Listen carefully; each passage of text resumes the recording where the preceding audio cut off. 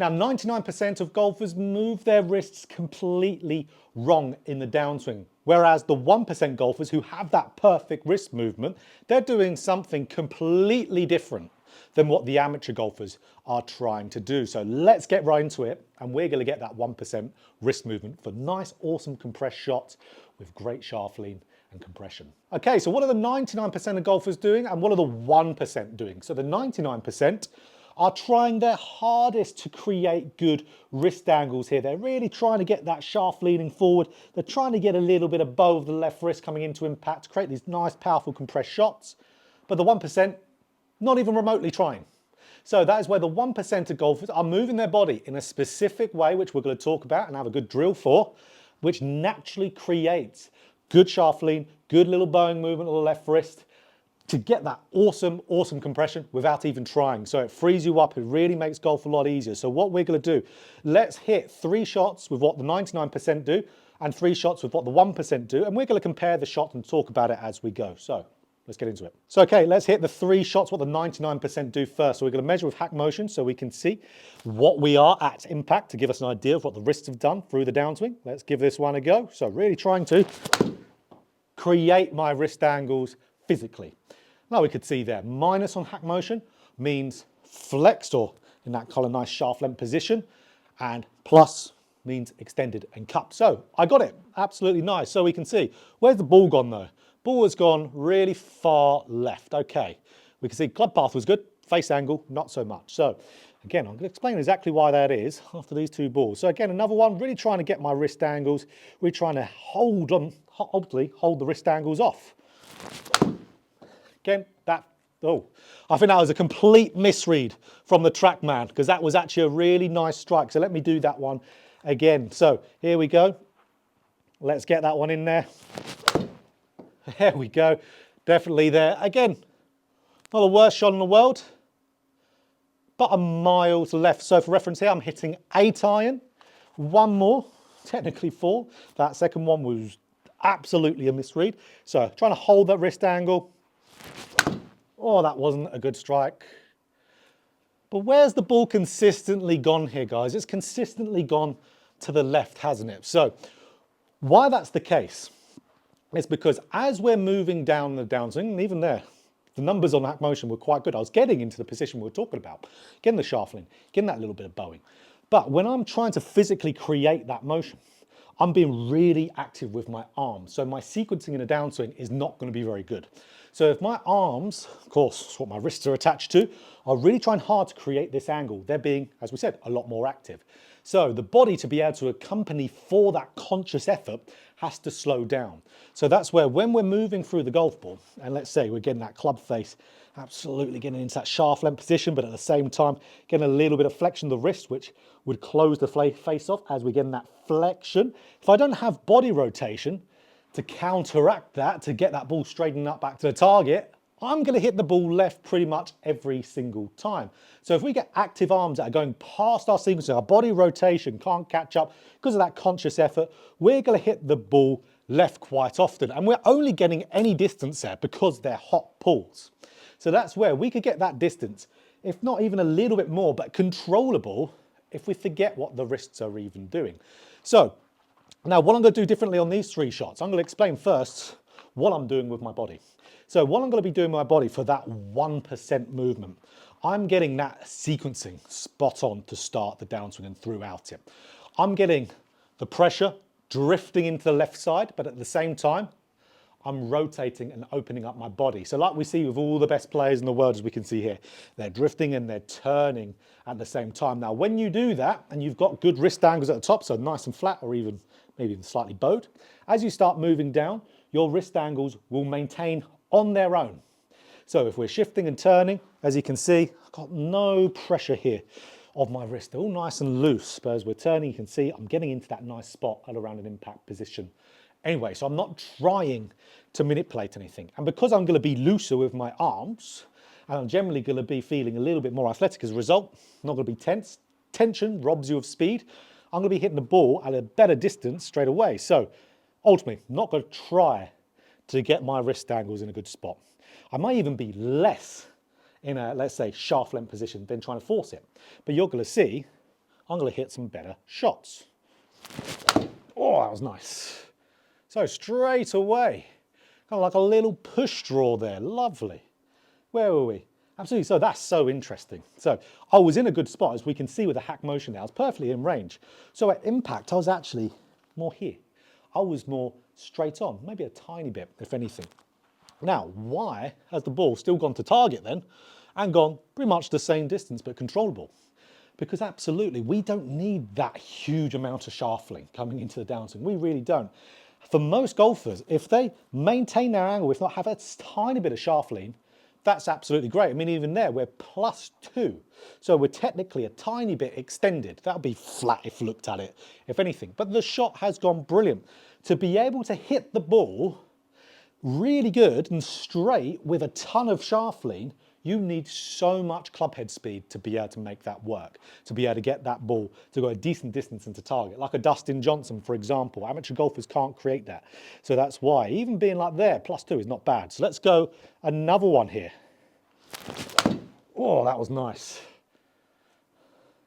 So there we go. Lovely and straight. Lovely. Didn't try one bit to do anything with my wrist angles. Where was I though? I was -3. So we know minus, what does that mean? That means flexed. Again, because I shift, I turn well, and that's going to get me into that nice spot. And again, we don't need to be that exaggerated. If we were just here at impact, that's great. That's about what I was there. So, and even for me, yes, professional golfer, but I am disabled as well.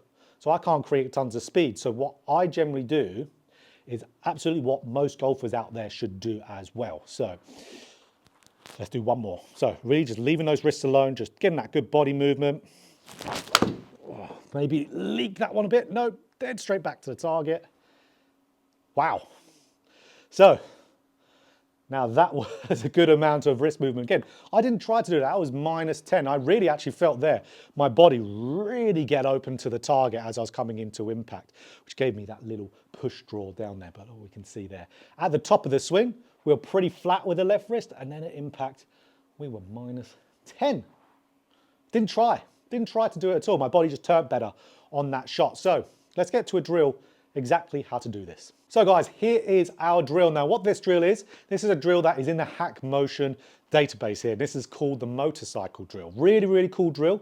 This drill was ultimately designed to get the motorcycle feel in your swing, which is a good feel if you pair it along with good body movement, if you really struggle with cupping the left wrist. But I'm going to show you here how we're going to complete, and we're going to do this motorcycle drill without even feeling anything with the wrist, to show you physically that what's happening is actually happening. So, okay, well, we can see here, we get into our address position, and we just hold this address position until it goes all the way through.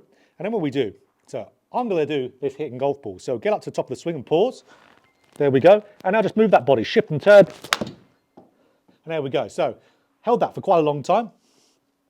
Absolutely. Strike wasn't the best, but that's what generally happens if you're doing a pause drill. It's a very, very tough drill. But as we could see there from the curvature of that hand path, so you could see when it was going into the green, it was going into a more nice kind of flexed and lent position. Didn't even try. So again, this is a really good one to do. So get ourselves into our good setup. Now up to the top and then through. So as we can see there, that one was a little bit of a pull shot, but look at that. I could have turned a lot better through that. So gives me good feedback. You could see that green graph going around there. The green means I am getting good wrist angles. I just didn't turn my body enough, just like with what the amateur golfer, the 99% do. So what am I going to do on this next one? Let's turn more. So just to get that to straighten up. So up to the top, pause. There we go. There we go, look at that, lovely. So as I was coming down the downswing, we can see from the graph I was getting more into that good wrist angle. Again, without trying, get another one here. Absolutely brilliant drill this is. So up to the top and pause, shift and turn. That'll be an interesting one. I actually lost it a little bit there. Felt myself, just didn't feel like a good swing that one, but again, look at that. So this is a really good training way to do it. Now, when I'm doing this, I'm going to show you an additional little drill, which is my favorite after this, and then come back to doing the drill after once you've got the feeling. If you're struggling a little bit to get in that nice flexed and good shaft length position, it's really going to get you to open up. So if you're a golfer who really does struggle we're still getting that wrist angle. Again, if you feel a little bit of a kind of motorcycle feeling like you're reverse, kind of will be more of you're reversing more than anything, it's the opposite motion to actually, from what I've learned from my comments when I've talked about this topic before. Of course, revving a motorbike isn't actually that, it's the opposite. I've never ridden a motorbike in my life, but absolutely. We call it the motorcycle drill just from that. So I feel like those knuckles are going a little bit more into that position as we're coming down. So let's give it a good go here. Same thing in the shifting and the turn. Let's get those knuckles into a good spot. And then get the turn, and that's going to tell us from there. So absolutely. So I got into way too much of that flexion in that one. That's why the ball went left. But if you're a golfer who really struggles with that extended and cupped left wrist, yeah, the shift and turn is going to be great, but you might need to feel a little bit of it as well. Okay, let's get into another drill. So guys, shift and turn drill here. So again, do this drill if you're struggling to get the feel of doing that, and then go back to the motorcycle drill. So this is my favorite drill, and this is the step through drill. So instrumental for my own golfing development. So what we do, we get ourselves into a normal position at setup, bring the lead foot over to the trail foot, bring the club to where it's out the middle of your feet, and as soon as you take the club back, you step. That starts your sequencing really early. So of course, when you step down, you just swing through. So it gives you the shift and it gives you the turn to be able to hit the shot. So a really good one. It's very instinctual, very athletic of one. Golfers all ages can do this absolutely great. For me, it's a hard drill because of my cerebral palsy. It affects my left side more than my right. So it's hard to feel the plant, but it gives you the shift and the turn at the same time. Lovely. Again, you're going to see when you do this straight away, what part do you need more of? If you're having poor striking, you need more shift. So if you're hitting it fat, if you're hitting it thin, you really need to plant it down a little bit harder. And if you're hitting the ball left, what do you need? You need more turn. So what does that tell me? I need more turn. So again, ball flight will tell us, step over, step through straight away, so I'm going to get a little bit more turn. Voila. So if we get that feel, learn from my ball flight, and then go straight back to that motorcycle drill, we're going to get those wrist angles straight away. And I can guarantee if I was measuring that shot, that would be a pretty damn good wrist angle going through there. So shifting and turning, leave those wrists and arms alone. That's how we get good wrist angles without trying. And that's how we will be able to not overdo our wrist angle either and still keep our good speed. So if you enjoyed this video, click that like button for more golf instruction just like this. Hit the subscribe button, hit that bell button to be notified every time I put out a video.